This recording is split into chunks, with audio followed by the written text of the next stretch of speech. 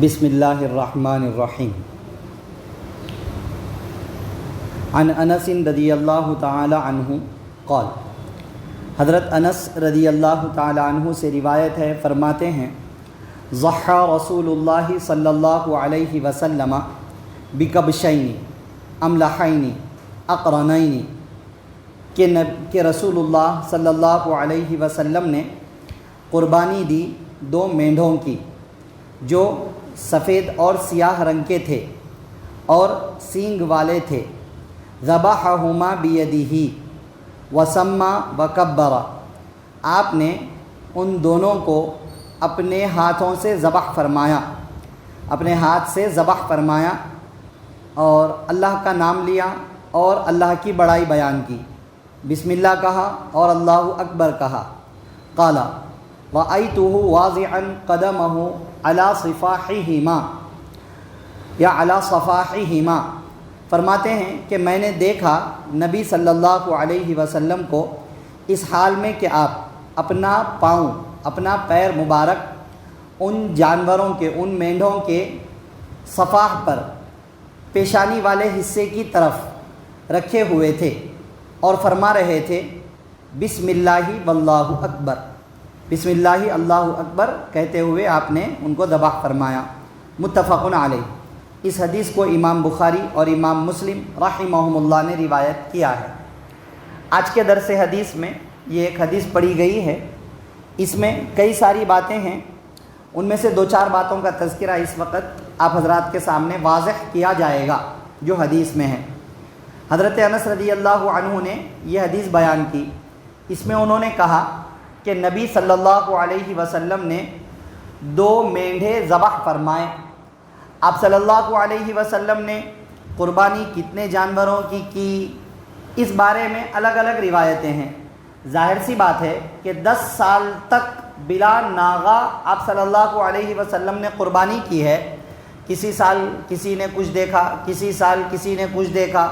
کسی نے حجۃ الوداع کا موقع دیکھا، اس کو ذکر کیا، پھر حجۃ الوداع کے موقع پر جو حج کی قربانی ہوتی وہ بھی کی ہوگی اور ساتھ میں مزید قربانیاں بھی کی۔ سب چیزوں کو ملا کر الگ الگ روایتیں ملتی ہیں، اس لیے اس میں کنفیوز ہونے کی ضرورت نہیں ہے۔ آج کی حدیث میں جو آیا وہ یہ کہ دو مینڈھے آپ صلی اللہ علیہ وسلم نے ذبح فرمائے۔ اب دو مینڈھے ذبح فرمائے تو دو کیوں ذبح فرمائے، اب اس کے بارے میں بھی الگ الگ روایتیں موجود ہیں۔ بعض میں ہے کہ ایک آپ نے اپنی طرف سے، اپنی فیملی کی طرف سے ذبح کیا، اور بعض میں ہے کہ ایک آپ نے صرف اپنی طرف سے ذبح کیا اور ایک پوری امت کی طرف سے ذبح کیا۔ کئی ساری باتیں ہیں۔ اگر ہم وہ لے لیں کہ ایک آپ نے اپنی فیملی کی طرف سے ذبح کیا تو اس کا مطلب یہ ہوگا کہ قربانی تو آپ صلی اللہ علیہ وسلم کی تھی، لیکن آپ نے ثواب میں اپنے فیملی کو بھی شریک کر لیا۔ اور مسئلہ یہی ہے کہ اگر کوئی شخص گھر کا بڑا ہے، ہیڈ آف دا فیملی ہے، اور صرف اسی پر قربانی واجب ہے، فیملی ممبرز میں باقی کسی پر بھی قربانی واجب نہیں ہے، اور وہ صرف ایک قربانی اپنی طرف سے، اپنی ساری فیملی کی طرف سے کر لے تو کافی ہو جائے گا،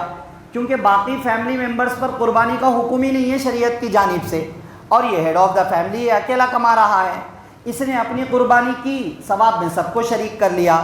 اوکے ہے، جائز ہے، اور یہی ایک روایت میں کلیئرلی موجود بھی ہے۔ حضرت ابو ایوب انصاری رضی اللہ عنہ فرماتے ہیں کہ ہم لوگ نبی صلی اللہ علیہ وسلم کے زمانے میں ایسا قربانی کرتے تھے کہ ایک شخص اپنی طرف سے، اپنے گھر والوں کی طرف سے قربانی کر دیا کرتا تھا۔ اس حدیث کا یہ مطلب لینا ضروری ہے کہ یہ قربانی واجب ایک پر تھی، باقی ساری فیملی کو ثواب میں شریک کر لیا، یا پھر اس کا یہ مطلب لیں گے کہ واجب کسی پر بھی نہیں تھی، نفل قربانی تھی، ایک بندے نے کیا اور باقی سب گھر والوں کو بھی ثواب میں شریک کر لیا۔ یہ مراد لینا ضروری ہے۔ اگر ہم یہ کہیں کہ فیملی میں کئی لوگوں پر قربانی واجب ہے، پھر بھی ہیڈ آف دا فیملی ایک کرے، باقی سب کو، سب کی طرف سے کافی ہو جائے گی، یہ بات صحیح نہیں ہے۔ واجب ہونے کا مطلب یہ ہے کہ شریعت کے احکام ہر بالغ سے مستقل مخاطب ہوتے ہیں، مستقل ہوتے ہیں۔ بالغ ہو جانے کے بعد شریعت کے احکام ہر بالغ سے ہوتے ہیں، چاہے جو بھی حکم ہو، نماز کا حکم ہو، قربانی کا حکم ہو، روزوں کا حکم ہو، ہر بالغ سے مستقل ہوتا ہے۔ قربانی بھی ایک مستقل حکم ہے شریعت کا، ہم اس میں یہ کہیں کہ تمام بالغ تمام مالداروں سے متعلق نہیں ہے، ایک کر دے سب کی طرف سے ہو جائے گا، یہ صحیح نہیں ہوگا۔ دوسرا اس وجہ سے بھی کہ ایک اور حدیث میں بھی ہے کہ آپ صلی اللہ علیہ وسلم نے فرمایا، سند کے اعتبار سے تھوڑی ضعیف ہے لیکن مقبول حدیث ہے، آپ صلی اللہ علیہ وسلم نے ارشاد فرمایا، جو شخص قربانی کی حیثیت رکھتا ہے پھر بھی قربانی نہیں کی تو وہ ہماری عیدگاہ کو قریب نہ آئے۔ یہاں یہ نہیں کہا کہ ایک فیملی کے اندر ایک کرے وغیرہ، جو شخص ایک فیملی میں سب ہوں، سب پر قربانی کے پیسے ہوں تو سب کے لیے یہ حکم ہوگا۔ اسی طرح سارے صحابہ ایسا نہیں کرتے تھے، جن پر واجب نہیں ہوتی تھی نفل قربانی تھی وہ کرتے تھے، وہ یا ایک پر واجب تھی باقی پر نہیں تھی وہ کرتے تھے، یہ مراد لینا ضروری ہے، کیونکہ دوسری اعلیٰ درجے کی صحیح روایات میں ایک دم کلیئرلی یہ موجود ہے۔ حضرت ابو موسیٰ اشعری رضی اللہ عنہ اپنی بچیوں کو حکم کرتے تھے کہ وہ اپنی قربانیوں کا جانور اپنے ہاتھ سے خود ذبح کر لیں۔ اگر ہیڈ آف دا فیملی کر دیتا کافی ہوتا تو وہ اپنی بچیوں کی الگ قربانی کیوں کروا رہے ہیں؟ بات سمجھ میں آ رہی ہے نا؟ خیر دلائل کے اعتبار سے بہت تفصیل ہے اس کی، فی الحال یہ سمجھ لیجئے کہ اگر قربانی نفل ہو، ایک بندہ کرے سب کو شریک کر لے ثواب میں یا سب کی طرف سے کر لے ٹھیک ہے، واجب صرف ایک پر ہے باقی کسی پر نہیں ہے، وہ بھی باقی سب کو شریک کر لے ثواب میں تب بھی ٹھیک ہے، لیکن ایک سے زائد ممبرز پر واجب ہوں تو پھر ہر ایک کو اپنی اپنی کرنی پڑے گی، الگ الگ بکرا کرو یا الگ الگ حصہ لو۔ اور اب تو پہلے ویسا ہوتا بھی نہیں تھا، مطلب کمانے والا ایک ہی ہوتا تھا، کھانے والے سب ہوتے تھے، اب تو ہر کما رہا ہے، عورت بھی کماتی، بچہ بھی کماتا، ہر ایک پر ہر ایک کے پاس پیسہ اتنا بھرا ہوا ہے اور ہم کہہ رہے ہیں ایک کر لو کافی ہے۔ بات سمجھ میں آ رہی نا؟ بعض لوگوں کا اختلاف ہے، بعض ائمہ فرماتے ہیں کہ ایک کر لے ساری فیملی کی طرف سے کافی ہو جائے گا پیسہ ہونے کے باوجود، بعض ائمہ کا یہ مسلک ہے، لیکن ان کا مسلک بھی صرف گنجائش والا ہے، انہوں نے یہ کبھی نہیں کہا، ان بڑے بڑے ائمہ نے مثال احمد ابن حنبل رحمۃ اللہ علیہ نے، انہوں نے کبھی یہ نہیں کہا کہ اگر 4 آدمی کرنا چاہتے ہیں تو نہ کریں، یہ نہیں کہا انہوں نے، بات سمجھ رہے نا؟ کبھی کر دیا ہیڈ آف دا فیملی باقی سب کی طرف سے کافی ہو جائے گا ان کے پاس، لیکن آج یہ میسج کو ایسا پھیلایا جا رہا ہے نہ کرو، کرنے کی ضرورت ہی نہیں ہے، کیا ضرورت ہے، یہ غلط فہمی دی جا رہی ہے، یہ منشا نہیں ہے قربانیوں کا، اتنے بڑے فضائل اور صحابہ پھر بھی قربانی نہ کریں، اپنے آپ کو بچا لیں نیکیوں سے، ایسا پاسبل نہیں ہے، ہم صحابہ کے بارے میں ایسا سوچ بھی نہیں سکتے ہیں۔ خیر 2 مینڈے ذبح کیے، یہ ڈیٹیل ہو گئی کہ بھئی 2 کیوں، ہو سکتا ہے ایک آپ کا اپنا تھا یا ایک آپ کا کی فیملی کا تھا، دوسرا امت کی طرف سے تھا، اور حدیثیں ہیں ان حدیثوں میں یہ چیز لکھی ہوئی ہے۔ اب یہاں دوسری چیز، مینڈے ذبح کیے، مینڈیاں ذبح کرے تو کیسا، بکرے بکری، اب اکثر لوگ یہی کرتے، مینڈا بکرا نر میل ہے تو کرتے، فیمیل ہے تو پیچھے ہٹ جاتے بہت سارے لوگ، عقیقوں میں بھی دیکھنے میں آتا ہے ایسا کچھ بھی نہیں ہے، نر مادہ میل فیمیل سب کی قربانی ہو سکتی ہے، باقی یہ ہے کہ اس کی قربانی کی، اس کا ذکر کیا گیا حدیث میں۔ املحینی، سفید و سیاہ رنگ کے تھے وہ جانور، کوئی بھی رنگ کا جانور لے لیں، کوئی اس کے اندر برائی نہیں ہے۔ اقرنینی، سینگ والے، افضل اور بہتر یہ ہے کہ اچھا جانور ہو، صحت مند ہو، سینگ والا ہو، بہتر ہے، لیکن اگر کسی جانور کے پیدائشی طور پر ہی سینگ نہیں ہے، پیدائشی نہیں ہے، قربانی اس کی ہو جائے گی، سینگ تھے لیکن سینگ ٹوٹ گئی، اوپر سے ٹوٹی تو بھی قربانی ہو جائے گی، ایک سینگ ٹوٹ گئی یا دونوں ٹوٹ گئے دماغ سے، پورا دماغ کے پاس سے، اب اس کی قربانی صحیح نہیں ہوگی کیونکہ وہ عیب مانا جاتا ہے جانور کے اندر، اور قربانی عیب والے جانور کی صحیح نہیں ہے۔ اقرنینی، سینگ والے، ذبحہما بیدہ، اپنے ہاتھ سے ذبح کیا، افضل یہی ہے کہ جس کی قربانی ہے وہ بندہ خود اپنی قربانی کا جانور اپنے ہاتھوں سے ذبح کرے، یہی بہتر ہے، اس کی قربانی اچھی ہوگی، اس کو خود کو بھی اطمینان ہوگا۔ کسی اور کو دے دیے، بسم اللہ پڑھ رہا کہ نہیں کی، قصابوں کو لکھ جا کے دے دیے، ایک ساتھ اتنے بہت سے ذبح کرنا ہے، چل رہی چھری چل رہی، یہ گڑبڑ ہو جاتا مسئلہ،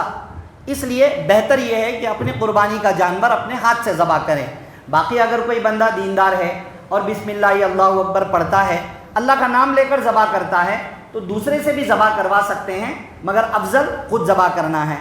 وسما وکبرا، بسم اللہ پڑھا، اللہ اکبر کہا، یہ دونوں پڑھنا افضل ہے، بہتر ہے، سنت ہے۔ اگر کوئی صرف بسم اللہ پڑھ کر ذبح کر دے تب بھی جانور حلال ہو جائے گا، حرام نہیں رہے گا۔ بسم اللہ اللہ اکبر پڑھنا یہ پورا جملہ چونکہ آپ صلی اللہ علیہ وسلم سے ثابت ہے، سنت ہے، اس کو اختیار کرنا چاہیے۔ اب باقی یہ ہے کہ ایک اور چیز ہے اس میں، قربانی کے جانور کو ذبح کرنے کا طریقہ کیا ہو، مکمل طریقہ دعاؤں وغیرہ کے ساتھ انشاءاللہ کل یا پرسوں آپ حضرات کو بتایا جائے گا۔ حدیث میں جو کہا گیا، آپ نے اپنا پیر مبارک جانور کے صفح پر پیشانی کی طرف میں رکھا تھا، مطلب جانور کو قبلہ رخ لٹایا جائے۔ قبلہ رخ لٹانے کی دو شکلیں ہیں، ایک جانور کو اس کے رائٹ پہلو پر لٹا دو، رائٹ پہلو پر لٹاؤ ایک، یا جانور کو لیفٹ پہلو پر لٹاؤ، اس کا چہرہ تو قبلے کی طرف ہی جائے گا، ایسا لٹائیں یا ایسا لٹائیں۔ اب علماء فرماتے ہیں کہ جانور کو اس کے لیفٹ پہلو پر لٹاؤ، لٹا کے اس کے سر کے پاس میں اپنا پیر رکھو اور ہاتھ سے اس کے سر کو پکڑو، پھر دوسرے ہاتھ میں سیدھے ہاتھ میں چھری لے کر بسم اللہ اللہ اکبر کہتے ہوئے ذبح کرو۔ اس میں آسانی ہوتی ہے، لیکن اگر کوئی ایسا لٹا دے جانور کے خود کے رائٹ پہلو پر، اس طرح لٹائے کہ اس کا فیس قبلے کی طرف میں ہو جائے پھر ذبح کرے، تب بھی کوئی حرج کی بات نہیں ہے، کیونکہ یہ طریقہ ہے بس جانور کو قبلہ رخ لٹا کر اللہ کا نام لے کر ذبح کرنا، یہ سنت طریقہ ہے۔ دعائیں وغیرہ ہے وہ انشاءاللہ تعالی بعد میں بتلائی جائیں گی۔ فی الحال کئی بہترین باتیں، قیمتی باتیں اس حدیث سے معلوم ہوئی ہیں، سب باتوں کو ذہن میں رکھیں، دعا فرمائیں کہ اللہ تعالیٰ مجھے، آپ کو، سب کو عمل کی باتوں پر عمل کرنے، بچنے کی باتوں سے بچنے، عقیدے کی باتوں پر عقیدہ رکھنے کی، اور جن جن کے پاس حیثیت ہے ان کو خوش دلی سے قربانیاں کرنے کی توفیق نصیب فرمائیں، آمین۔ اور اللہ تعالیٰ سب کے قربانیوں